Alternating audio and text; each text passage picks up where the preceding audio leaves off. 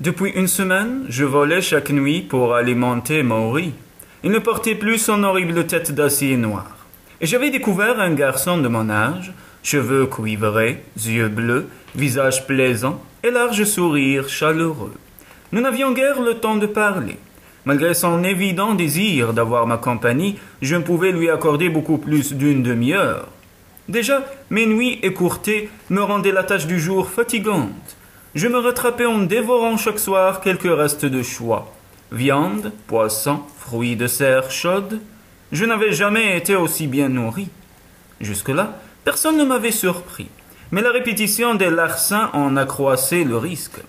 Et je vivais en compagnie d'une peur qui passait de l'inquiétude à l'angoisse. 2 ou 3 fois, Théode m'avait demandé si quelque chose n'allait pas.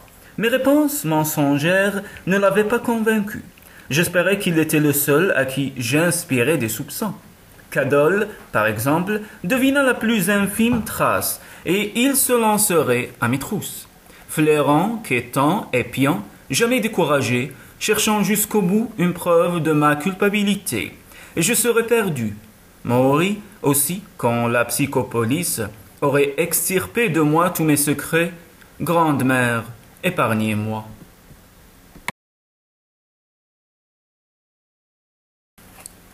Victo me choisit pour l'aider au greffage, comme il le faisait toujours. Ils lui font une main douce et l'amour des arbres, et il sait que je les ai. Marsa donna son accord, et je changeai de tâche provisoirement. J'avais de l'amitié pour le chef jardinier. Au temps de mon apprentissage, il m'avait enseigné les plantes avec patience, cachant mes erreurs à l'ingénieur, me racontant 1001 légendes pour me distraire, et m'expliquant toujours avec bonté quelle sottise j'avais commise. Plutôt que de me faire punir, son cœur était généreux. Je crois qu'il arrivait même à excuser les femmes, et à ne pas les haïr. Victo approchait de ses 60 ans. Le travail use les hommes de bonne heure. Mais lui jouissait encore d'une excellente santé. Il abattait sa besogne avec plus de vitalité que bien des jeunes. Les lampes solaires l'avaient tanné, craquelant de rides le cuir brun de son visage. Ses cheveux poivre et sel, encore dorés, moussaient sur ses oreilles. Sa vue restait assez bonne, sauf pour lire les petits caractères des sachets de graines. Mais il pouvait déterminer l'espèce d'un seul regard, sans jamais se tromper. Quel ingénieur agro il aurait fait s'il n'était né mal. C'était pitié de voir Marsa accumuler les erreurs, alors que Victo ne pouvait qu'écouter les ordres. Il en souffrait. Il lui arrivait de me dire « L'incompétence a un poste élevé, vois-tu, Gerd, c'est le pire des crimes de gaspillage. » Mais il ne s'étendait pas davantage sur le sujet. En laissant l'écorce se rabattre trop tôt, je blessai un greffon. Une très sotte maladresse qui me valut un claquement de langue désapprobateur de Victo. Un moment plus tard, il me demanda à mi-voix « Quel souci te ronge, Gerd? Tu n'es pas tout entier à la tâche. Ton esprit vagabonde et il me semble que quelque chose t'inquiète. Tu as des ennuis, Marsa ?» Je répondis par une demi-vérité. J'ai peur qu'elle me choisisse de nouveau pour l'accouplement. Ah, c'est ça.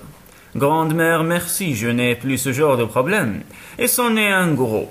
Comment ne comprennent-elles pas qu'un homme n'est pas maître des réactions de son corps? Mais elles ne le comprennent pas. Le fait est là. Et plus elles sont vieilles et laides, plus elles veulent se frotter à des peaux jeunes. Je vais te donner un truc, Gerd, si tu ne le connais déjà. Ferme les yeux en la touchant et sers-toi de ton imagination. Pense à une femme que tu aimerais approcher. Cela marche assez bien, mais il faut se concentrer sur le rêve. Le truc en question était bien plus ancien que Victo. Je l'avais essayé sans résultat. Le rêve s'échappait très vite dans une réalité de vieille chair flasque. Les secours de l'imagination ne pouvaient effacer les faits. Marsa avait 50 ans, exactement le double de mon âge. De plus, je doutais qu'elle eût jamais été belle, ou seulement tentante. Mais ce qui me tracassait actuellement n'était pas cela. Que m'importait à présent que Marsa me choisisse ou non, et que ma verge reste d'une fâcheuse mollesse quand elle l'aurait voulu vigoureuse. Encourir sans ressentiment était bien peu de choses, à côté de ce que je risquais en aidant à rejeter. Je n'avais qu'utilisé ce prétexte pour détourner les soupçons de Victo. Je le savais bon psychologue, et tout comme Théode, il me connaissait bien. Je savais aussi que jamais, même s'il apprenait mes crimes, il ne me dénoncerait jamais, de son plein gré, mais qui résiste au sondage.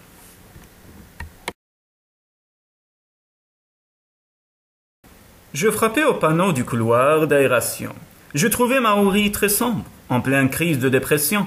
Gerd, il faut que nous parlions et que nous cherchions une solution. Une solution à quoi? Mais à tout, grande mère, à tout. Tu m'as sauvé. Jamais je ne pourrai te rendre ce que tu fais pour moi. Mais quel est notre avenir? Le tien et le mien. Je vis, caché dans ces couloirs comme un rat furtif. Je n'ai plus d'existence réelle. Logiquement, je suis mort. Les femmes n'ont pas retrouvé mon cadavre, mais elles ont cru que je m'étais suicidé en me jetant dans un puits de récupération. Quand ils commencent à s'épuiser, les condamnés le font souvent. C'est une mort très rapide. Je pense que je ferais mieux de la choisir.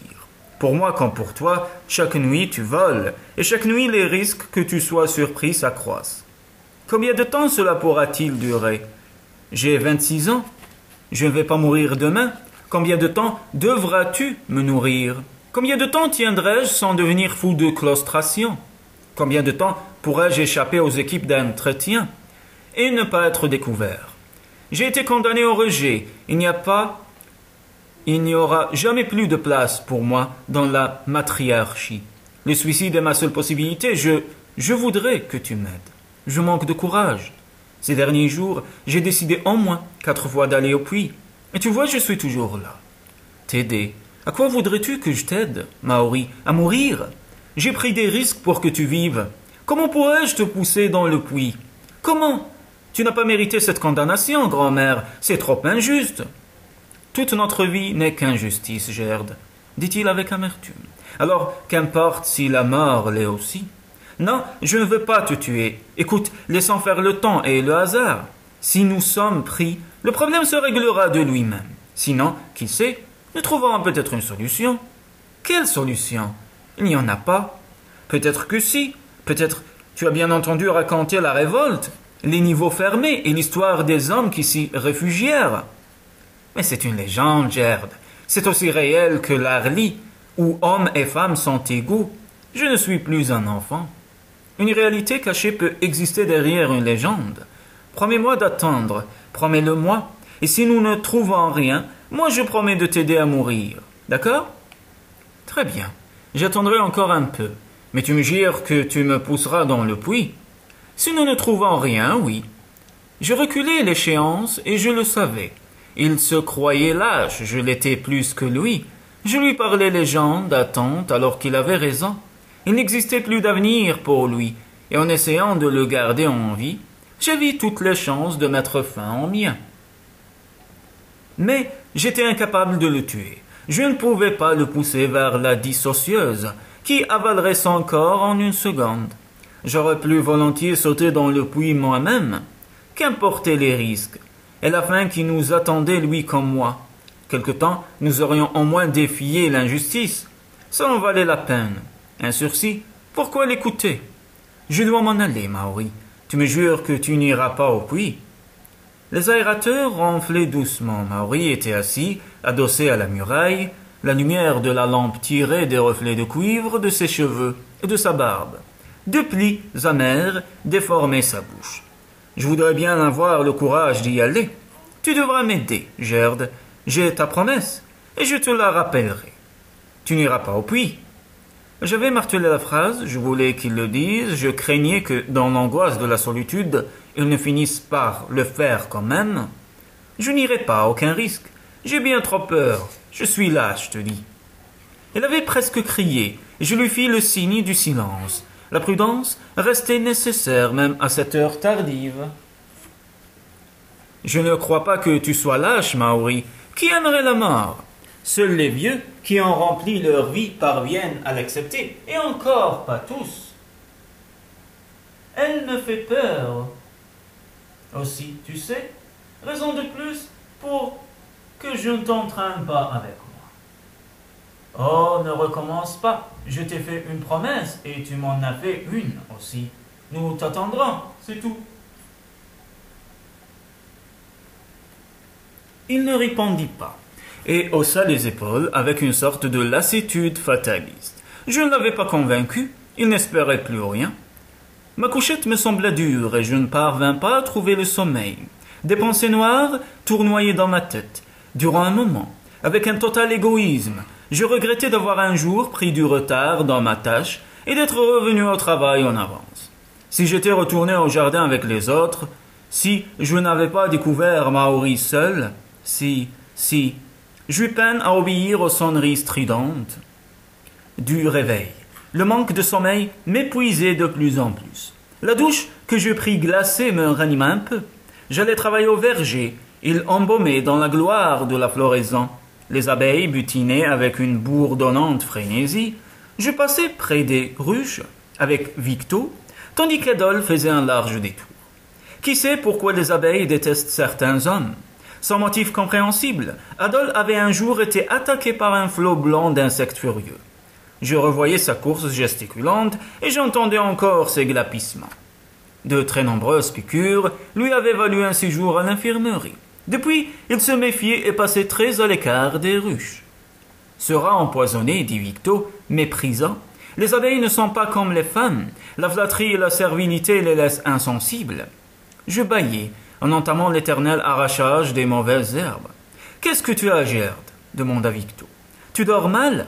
Depuis quelque temps, tu parais toujours ensommeillé. »« J'ai des insomnies. »« Va voir l'ingénieur Mehdi. »« Oh, ce n'est pas la peine, ça passera. »« C'est toujours la peine, il est anormal qu'un garçon de ton âge ne dorme pas. Tu es sûr que tu n'as pas d'ennui? Tu peux tout me dire. Tu le sais, je ne répète jamais rien. Parfois, confier ses problèmes soulage. » Brusquement, j'eus envie de me décharger de mes angoisses. Victo aurait été de bons conseils. J'allais parler quand je découvris Adol à bonne portée d'oreille, dissimulé comme par hasard derrière un tronc. Je m'aperçus de lui qu'un morceau de sa manche qui scella ma bouche. Non, je n'ai pas d'ennui, Victo. Je suis un peu fatigué ces temps-ci, voilà tout. Les yeux noirs, encore vifs et brillants, dans les plis des rides, me scrutèrent, puis les paupières fripées battirent. Je suis ton ami, Gerd, ne l'oublie pas. Je le sais. Si j'avais besoin d'aide, je t'en demanderais. Je ne mentais pas tout à fait, mais l'instant où j'aurais pu faire des confidences à Victo était passé. Et je remerciais Adol, sa manie d'espionnage m'avait évité de parler inconsidérément. Je ne craignais pas une trahison de Victo, mais le mettre au courant de mes problèmes aurait pu l'entraîner dans ma chute. Que la psycho en vienne à m'interroger, je ne pourrais rien faire. Absolument rien. Le même soir, j'eus à affronter Théode, qui lui aussi s'inquiétait. Elle me trouvait mauvaise mine et s'étonnait que je ne sois plus le soir disponible pour nos habituels bavardages. Elle ne fut pas mieux convaincue que Victo par mes prétextes, fatigue et mauvais sommeil. Et lui aussi me rappela l'amitié. Je me tue quand même. Le fardeau était mien. Je pouvais m'en décharger et faire partager les risques à mes amis.